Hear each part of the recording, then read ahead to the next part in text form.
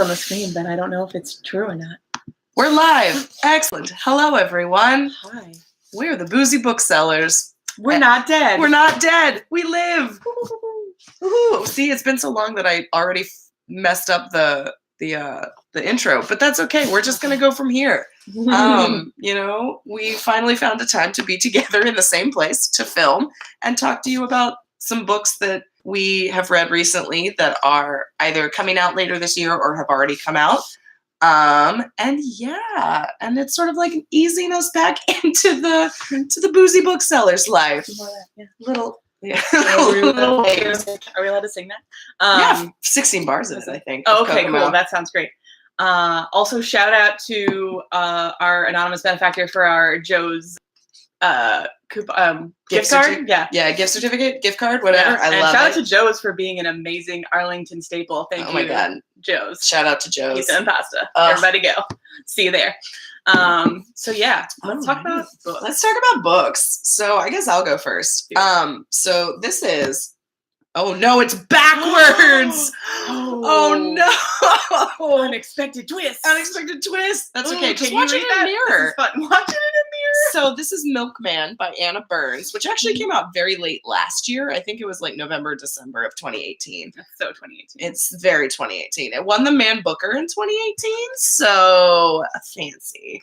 But this is a book that's set in the Troubles in Northern Ireland in the 70s, but it is written in such a way that, you know, the conflict is unnamed, the country is unnamed, the protagonist is unnamed. So it's very universal, even though it is clearly set in the Troubles, but it could also apply to any sort of like dystopian, you know, like 1984-y kind of world. But it's about a girl who stands out for all the wrong reasons. Like, she reads while she's walking, and she like takes French downtown, and, you know, has a boyfriend from across the road, and she becomes the object of obsession of a paramilitary called Milkman. And it sort of becomes this book about rumor and community and insinuation and sort of how rumors take on a life of themselves. And it's really wonderful. I listened to the audiobook, which I think I would really recommend because it's written in such this like stream of consciousness kind of way that it can often be a little hard to follow on the page.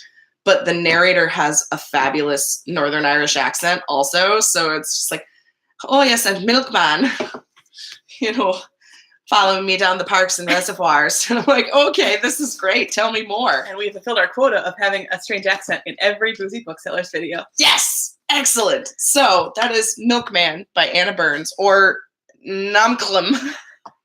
Namklim. Yes, the mirror language name. And it's great. It's wonderful. I loved it.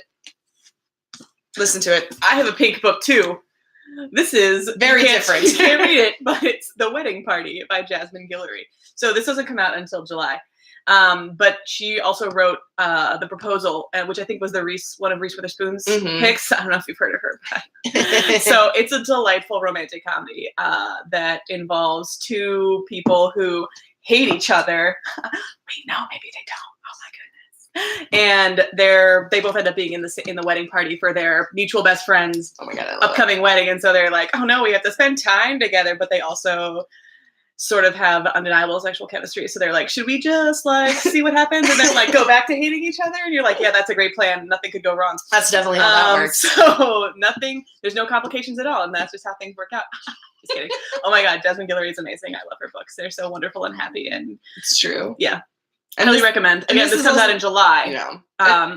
Sorry, no, what were you gonna say? I was gonna be like, well, it's like there's two other books in a very less sort of like loosely connected series. Mm-hmm. So like you can read them out of order. Right. I had not read the first two, but I could tell that I was like, these people were in the first one. Yeah, from Berkeley in July. You can pre-order it for one more page. I will hopefully be able to put links down in the description once the live stream ends. TBD. This is a new experience for all of us that we're experiencing together.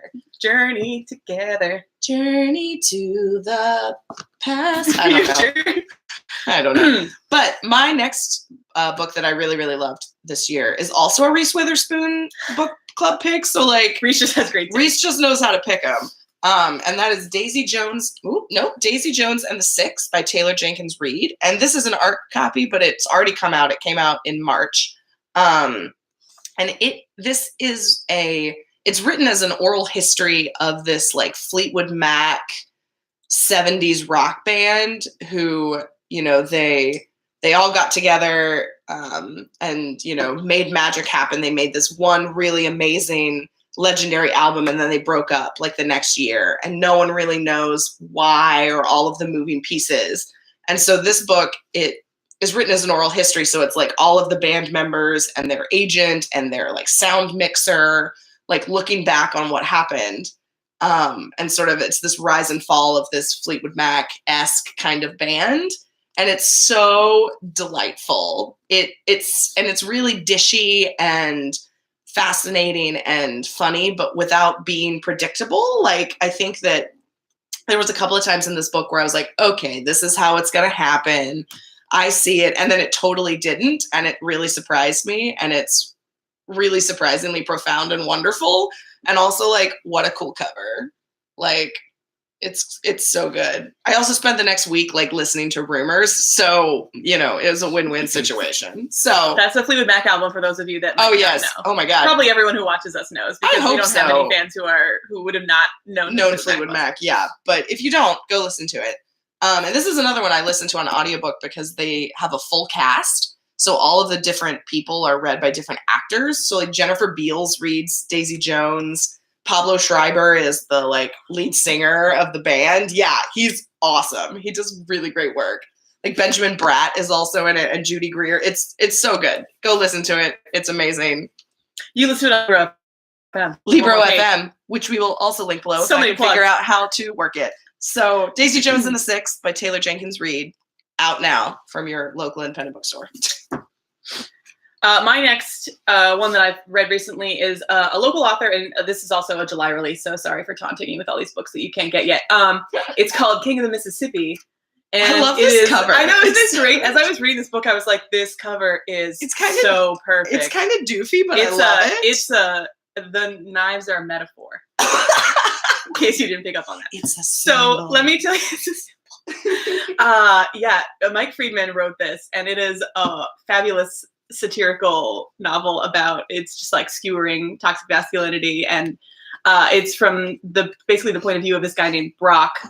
So you can just assume what a from toxic masculinity name. What he like, you know, was a star athlete in high school, and now he's a hotshot consultant. Which, like, what even is that? Honestly, let's just talk. No about one that. knows what consulting is. It's like that environment of him being like, I gotta, you know, I'm gonna make the next tier in my job so that I can be, you know, everyone will know how great I am. And then this new guy comes in and like shakes things up, and he's a army veteran or a special ops from he, you know, served in Afghanistan or in Iraq, and he comes back and he's all like, let's shake things up, and starts using all of these, you know, military sort of tactics in the consulting world, which is interesting to say the least. And he of course emails on your Brock. six. Yeah, he's Brock's rival, and so there's this whole like thing where they just are well, you can see from the cover basically how it works they out. clash. It is hilarious. I thoroughly enjoyed it. I was like, oh, this is like 31 flavors of male privilege. So this is coming out in July. You can pre-order a signed copy from us because, like I said, Mike's actually local. So anyway, awesome. Definitely look into that and mark your calendars. Coming from Hogarth in July. Do they fall in love? Don't tell me. I don't want to know. Spoilers. No spoilers. So my last book that I have to talk to you about. This one is one of the one that I haven't, the one that I have read that has not come out yet. It's coming out in August, so it is a little bit of a wait. But boy, is it worth it! It's Gods of Jade and Shadow by Silvia Moreno-Garcia. So first of all, look at this cover. This is amazing. I cannot wait to see it in hardcover and like in all of its glory. But this book is a rip-roaring adventure in 1920s like jazz age Mexico, but it's mixed with Mayan mythology. So the main character, Cassiopeia, accidentally wakes up the Mayan god of death and like frees him from his imprisonment that he's been in for many, many years. Been there. And then he's like, well, you have awoken me, mortal. Now we are going on a quest. So they go from, you know, Casiopeia's really sort of sleepy village in the Yucatan, like through Mexico City, through Veracruz. They go into, I think, Texas at one point. Like they go into the U.S. at one point, all on this quest to enact revenge upon the Mayan god of death's brother who has usurped his throne in Chibalba. And it's so good. It's so wonderful. It's just really lush and romantic and magical and funny. And look at that cover. It's so good. That is one of the most beautiful covers I've ever seen. Oh my God, I love it. It's so good. I cannot recommend it highly enough. So come August, check this buddy out. Gods of Jade and Shadow by Silvia Moreno-Garcia. From Del Rey. From Del Rey, yes, in August 2019. Sorry, I picked another one that hasn't come out yet, so I'm just Listen, doing we such a can good only job do of reading so much ahead, reading. you know? So this is a June release called WORDSLUT, and Look at that. Look at that text-heavy cover Amazing. backwards. Yes, I will read this subtitle to you. A Feminist Guide to Taking Back the English Language. So yeah, this basically Who's combines two of my. Oh yeah, did you want to know the author? Because it's Amanda Montell. Good note. Good note.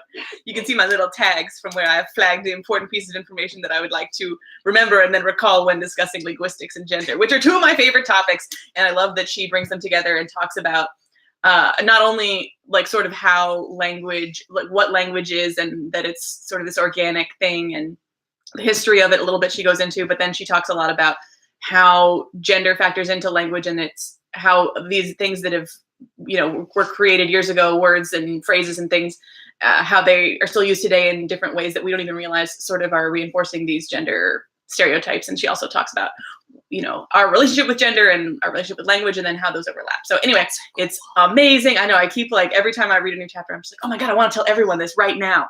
So you should all just read it yourself, and then I want to tell you. It's coming out in June from Harper Wave, Amanda Montell, WORDSLUT. And again, you can pre-order it on my page. Nice. That's exciting. Yeah. So those were, you know, like a quick sort of slice of the books that we have been reading and that we really enjoyed lately. And we also wanted to make sure that you guys knew we weren't dead. So, you know, apologies for the backwards titles, but you know, we're back.